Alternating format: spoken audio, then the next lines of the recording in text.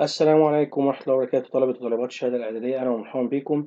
معاكم مستر طالبنا من قناة إيزي إنجليزي في حلقة جديدة إن شاء الله النهاردة مع تشابتر 5 من قصة بلاك بيوتي. هنبدأ إن شاء الله النهاردة مع بارت 1 الجزئية الأولى. قبل بس ما نبدأ مع الجزئية الأولى من تشابتر 5، أحب بس أراجع كده بشكل سريع تشابتر 4 أو آخر حتى جزئية في تشابتر 4 إحنا وقفنا فيها. إحنا في تشابتر 4 عرفنا إن آخر مالك هو كان السيد باري، وإن السيد باري كان عنده يعني عامل أو مساعد اللي بيساعده في الاعتناء بالحصانة كان اسمه فيلتشر. وإن أحد الأصدقاء للسيد باري شاف في الحصان اللي هو بلاك بيوتي وشاف إن صحته مش كويسة، ونصح السيد باري إنه يديله طعام جيد، وإنه كمان يراقب المساعد بتاعه أو يتأكد إن المساعد بتاعه بيهتم بشكل سليم بالحصان بتاعه. وبالفعل اكتشفوا ان فيلتشر كان بيدي الطعام بتاع بلاك بيوتي للارانب بتاعته، وان تم القبض على فيلتشر طبعا لسرقته الطعام. وفي الحالة دي حس السيد باري طبعا يعني بالأسى والحزن، وقرر انه يبيع بلاك بيوتي.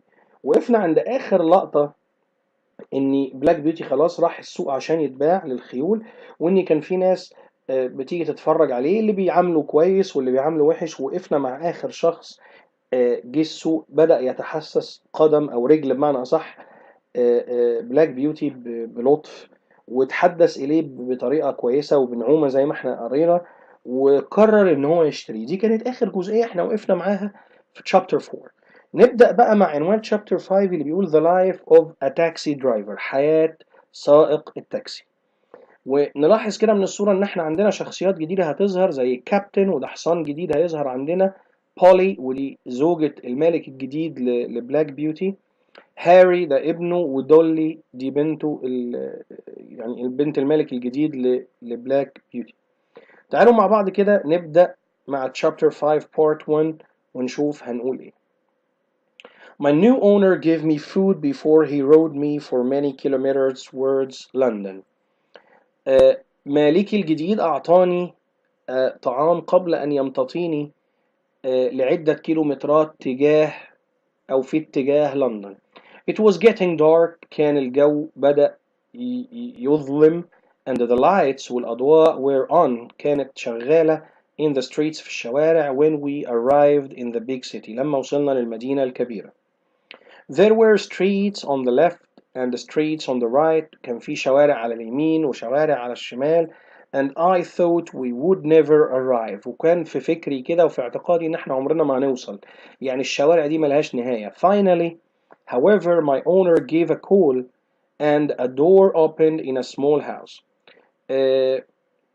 المالك بتاعي gave a call يعني في حد ناداه، and a door opened in a small house، وباب اتفتح في بيت صغير. A woman and two children ran out، امرأة وطفلين جريوا أو خرجوا يعني من الباب ده. Is he gentle father؟ هل هو لطيف يا والدي؟ called the girl، البنت كانت بتسأل كده. Yes he's as gentle as you are، هو لطيف مثلك تماما. Come and say hello he said، تعالي ورحبي بيه، هو قال كده. Let me، طبعا الملك الجديد يعني. Let me get him some food and water said the woman، المرأة اللي خرجت من الباب قالت له دعني أعطي له بعض من الطعام والماء.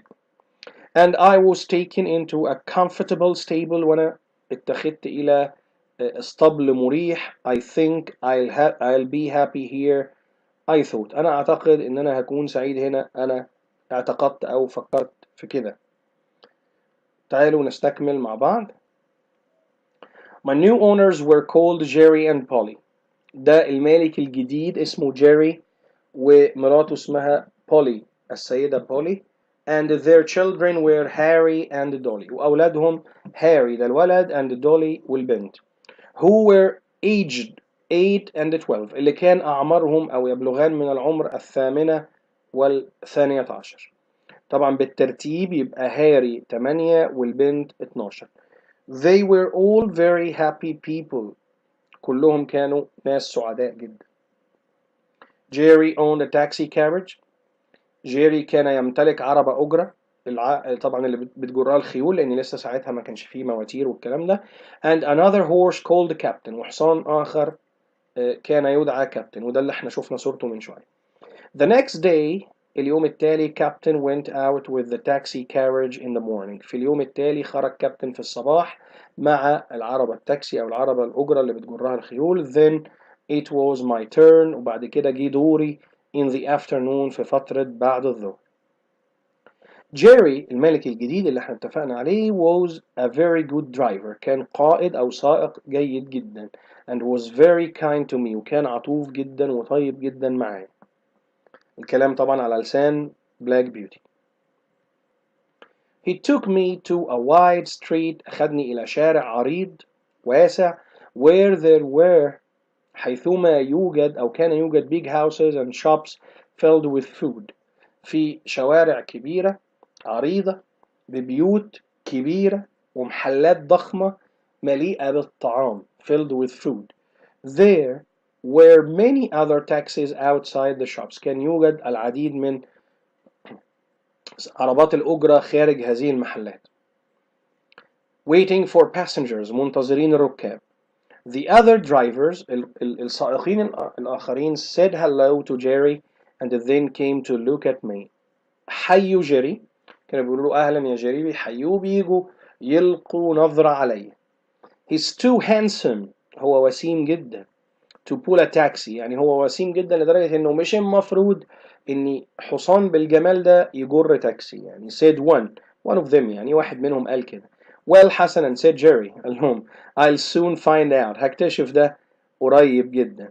Won't I? أليس كذلك؟ يعني هو أنا مش أستحق ده أو أنا خبرتي ما تسمحليش بكده. Then the owner of the taxi business المالك بقى بتاع مشروع التاكسي came over أتى. A tall man called Mr. Grant. كان رجل طويل كده ويدعى السيد جرانت.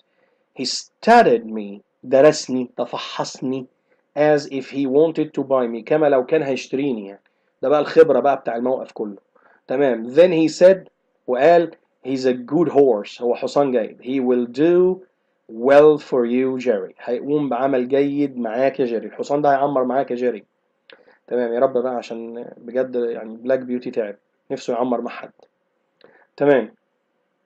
The first few days of pulling a taxi were difficult. أول أيام ليا في جر العربة اللي هي الأجرة دي كانت صعبة جدا. I did not find it easy. ما كانتش سهلة بالنسبة لي in London. في لندن. There was so much noise. العديد والكثير من الضوضاء. And so many people والعديد من الناس. It was difficult to find my way between all the other carriages. كان من الصعب جدا ان انا اجد طريقي بين هذه العربات اللي بتجرها الخيول يعني. But in time ولكن في الوقت I began to trust. انا بدأت اثق يعني في نفس الوقت انا بدأت اثق في جيري and I stopped worrying. وتوقفت عن القلق. خلاص يعني جيري شخص بيعرف يتعامل مع الحصان كويس فانا خلاص وثقت فيه. At the end في النهاية of the day في نهاية اليوم I was given good food and fresh water. كنت أعطيت طعام جيد وماء نقي وزي ما نقول كده fresh طازج يعني. Harry always helped to look after me and worked as hard as a much older boy. هاري ابن السيد جيري كان دايما بيساعدني انه يعتني بيا وكان بيشتغل بجدية كما لو كان ولد كبير في السن. and Polly الزوجة and Dolly والبنت also came to see me often. كانوا بيجوا يشوفوني غالبا في أغلبية الأوقات كانوا بيجوا يشوفوني. Jerry was the best owner I have had. Jerry كان أفضل مالك ليا. Jerry was always kind to me. كان دايما عطوف وطيب معايا. but he was not always happy with his passengers. لكنه دايما ما كانش سعيد مع ركابه. الناس طبعا اللي بيركبوه كأجرة يعني بيدوا أجرة على ده. زباين. One day في يوم من الأيام two young men came out of a hotel and called him over. رجلين شابين ندهوه وهم كانوا خارجين من بوابة فندق. called him over ندهوا عليه. طيب نستكمل الجزئية دي. Hey taxi driver, we're late for our train. Hey انت يا تاكسي احنا متأخرين على القطار بتاعنا. Go as quickly as you can so we can catch the 1 o'clock train. امشي بسرعة على قد ما تقدر. عايزين نلحق القطار بتاع الساعة 1.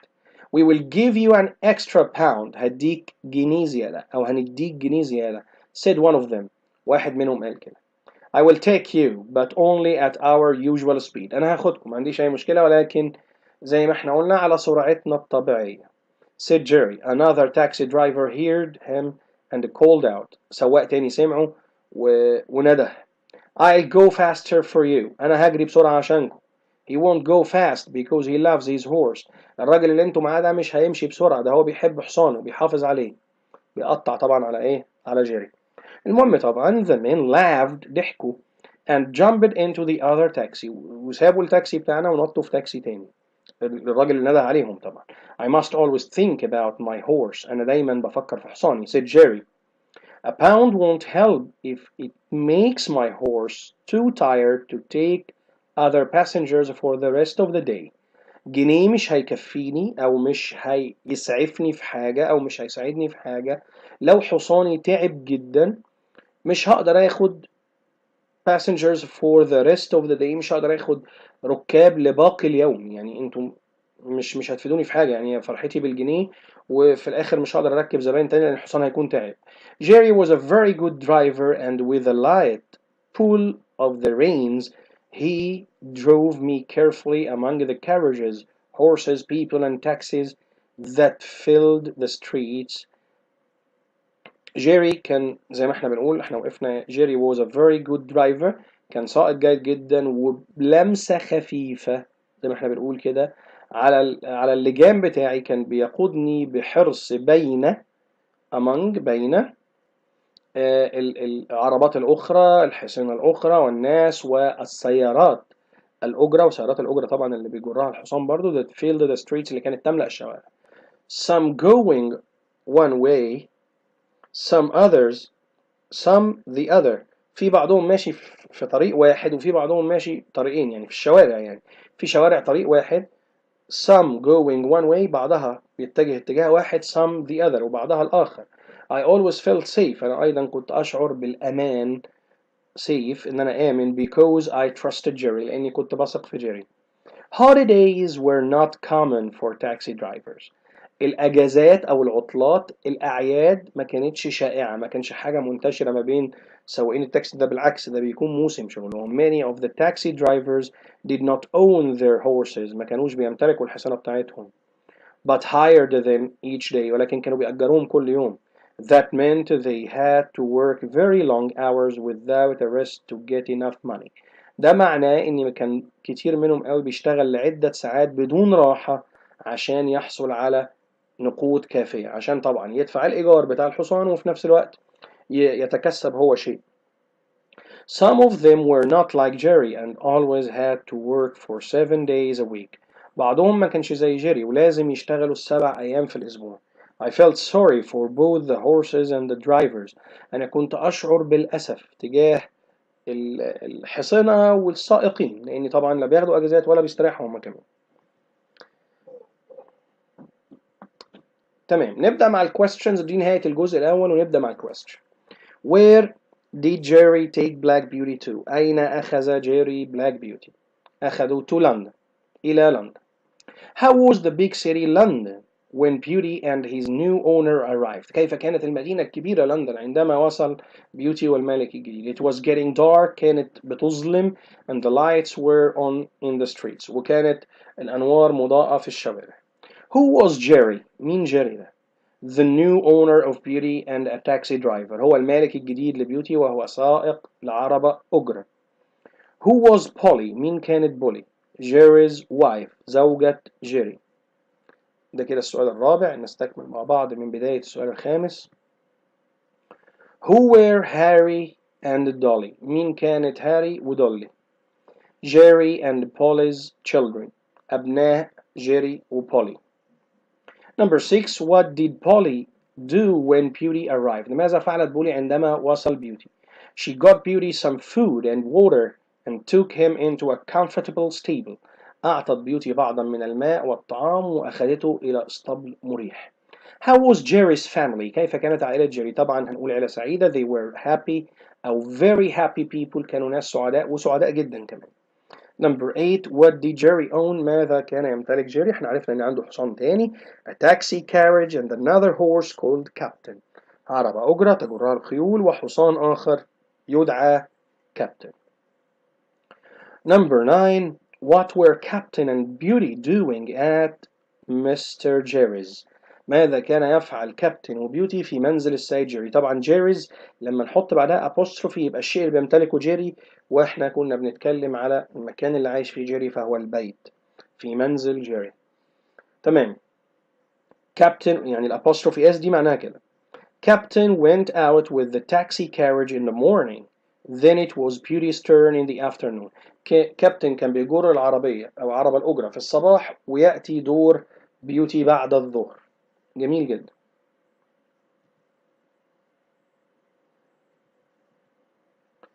Number 10. What was Jerry like? كيف كانت شخصية جيري؟ He was a very good driver and was very kind to Black Beauty. كان سائقا ماهرا وعطوفا جدا مع Black Beauty. تمام. Number 11. How did Jerry describe Black Beauty to his daughter? كيف وصف جيري Black Beauty لابنته؟ He said that he was as gentle as she was. قال لها إن هو لطيف مثلك تماما أو كما هي. تمام. Number 12. What did Jerry do? What did Harry أصلا. What did Harry and Dolly do to help look after Black Beauty? ماذا كان يفعل هاري ودولي ليعتنوا ببلاك بيوتي؟ Harry always helped to look after him. هاري دايما كان بيساعد في الاعتناء بيه and Dolly came to see him often. ودولي كانت بتيجي تشوفه عادة. Number 13. What were there in the wide street where Jerry took Beauty to? ماذا كان يوجد في الشوارع المتسعة أو في الشارع المتسع اللي جيري أخذ فيه بيوتي أو أخذ إليه بيوتي يعني. There were big houses and shops filled with food. كان يوجد الكثير من البيوت الكبيرة والمحلات المليئة بالطعام. There were many other taxis outside the shops. كان يوجد العديد من سيارات الأجرة خارج المحلات طبعا waiting for their passengers مستنيين الركاب أو مستنيين الكاستمرز الزباين بتوعهم. طبعا هي كاستمرز ما وردتش في النص ولكن مفيش مانع طبعا ان استخدمها. Question 14. Why were there many taxis outside the shops? ليه كان في عربات عديدة خارج المحلات عربات الأجرة يعني؟ أهي طبعا to wait for the passengers لتنتظر الركاب. Who was Mr. Grant? مين هو السيد جرانت؟ خلي بالنا لأن ده برضه ظهر جديد عندنا في الشابتر ده. The owner of the taxi business. مالك مشروع التاكسي. Number 16. What did Mr. Grant do when he saw Black Beauty? ماذا فعل السيد جرانت لما شاف Black Beauty? He studied Beauty as if he wanted to buy him. هو فحص Beauty كان بيدرس كل حتة فيه أكنه هيشتري. What did Mr. Grant say about Beauty? ماذا قال السيد جرانت عن Beauty? He said that he was a good horse and he would do well for Jerry. قال إنه حصان جيد وهيشتغل بطريقة كويسة جدا مع جيري. How were the first few days of pulling a taxi for Black Beauty? كيف كانت الأيام الأولى في طبعا جر سيارة الأجرة بالنسبة لبلاك بيوتي؟ طبعا احنا اتفقنا إنها كانت صعبة جدا. They were difficult. كانت أيام صعبة. Question 19 وده جه في الستودنت بوك. What did Black Beauty find difficult about living in London? ماذا وجد بلاك بيوتي من صعوبات في لندن؟ ايه الصعوبات اللي واجهها؟ There was a lot of noise. العديد والكثير من الضوضاء. بلاش العديد دي لان ضوضاء ما بتتعدش بس يلا هي بتيجي بقى غصب عن واحد. And a lot of people عشان بعدها a lot of people العديد من الناس والكثير منهم. And it was difficult for him to find his way between the carriages. وكان من الصعب عليه انه يسلك ويجد طريقه بين العربات اللي موجودة في الشارع. Why did Beauty stop worrying? لماذا توقف بيوتي عن الشعور بالقلق؟ طبعا because he began to trust Jerry. إنه بدأ يثق في جيري. What did Jerry give Beauty at the end of the day? ماذا كان يعطي جيري لبيوتي في نهاية اليوم؟ Good food and fresh water. كان بيديله طعام جيد وماء عذب وماء طازج fresh زي ما احنا بنقول. Why did Black Beauty think that Jerry was the best owner he ever had? لماذا اعتقد بلاك بيوتي إن جيري ده كان أفضل مالك على الإطلاق بالنسبة له. طبعا عندي سببين: because he gave Black Beauty good food and fresh water، لأن كان بيديله طعام جيد وماء عذب طازج نظيف كمان. he was kind to him، كان عطوف معاه جدا. as he was a good driver، وكان أيضا سائقا جيدا. السببين مهمين قوي إن أنا أذكرهم. 23. What was the problem with the two young men that came out of the hotel؟ ما مشكلة الشابين اللي خرجوا من الفندق؟ They were late for their train، كانوا متأخرين على القطار. What did the two young men want Jerry to do؟ ماذا أراد الشابان إن جيري يعمل؟ أرادوا إن هو يفعل إيه؟ They wanted Jerry to go as fast or as quickly as he could to catch the train. أرادوا من جيري إن هو يذهب بسرعة ويمشي بسرعة على قد ما يقدر ليلحقوا بقطارهم عشان يلحقوا القطر بتاعهم. What would the two young men give Jerry if he went quickly؟ كانوا هيدوله إيه الشابين دول إذا ذهب بسرعة؟ They would give him an extra pound، هيعطوه جنيه إضافي. كانوا هيعطوه جنيه إضافي. What was Jerry's answer to the two young men؟ إيه هو رد أو ماذا كان رد جيري للشابين؟ He would take them، كان هياخدهم but at the usual speed، ولكن بالسرعة المعتادة بتاعته، ما كانش هيعمل لهم أي شيء زيادة خالص. 27. Why didn't Jerry want to go fast؟ ليه جيري ما كانش عايز يمشي بسرعة؟ Because he loves his horse، لأنه بيحب حصانه، and won't make his horse get tired، ومش عايز يخلي حصانه يشعر بالتعب. How did Jerry drive Black Beauty؟ كيف كان يقود Black Beauty؟ He drove him carefully with a light pull of reins، كان بيقوده بعناية جدا وبسحبة خفيفة جدا على اللجام. Why did Beauty always feel safe with Jerry؟ لماذا كان بيوتي يشعر دائما بالأمان مع جيري؟ Because he trusted him، لأنه خلاص وثق فيه. السؤال ده جه في الورك بوك. Why did Black Beauty feel sorry for some of the taxi drivers and their horses؟ ليه كان بلاك بيوتي بيشعر بالأسف تجاه بعض السائقي السيارات الأجرة وخيولهم؟ Because they had to work for very long hours to get enough money، لأنهم كانوا مضطرين إن هم يشتغلوا لساعات عمل طويلة عشان يحصلوا المال أو النقود الكافية ليهم. طبعا كانت شغلانة بالنسبة له صعبة. طيب احنا مع question 30 وصلنا لنهاية حلقتنا. chapter 5 part 1. يا ريت ما ننساش لايك وشير وما نحرمش الغير. يا ريت كمان ما ننساش نسيب أسئلتنا على الهاشتاج على الفيسبوك إيزي إنجليزي. أتمنى يا رب إن أنا أكون فدتكم إن شاء الله. وما ننساش لايك وشير وما نحرمش الغير. مرة تانية بأكد أشوفكم دايما إن شاء الله على خير، والسلام عليكم ورحمة الله وبركاته.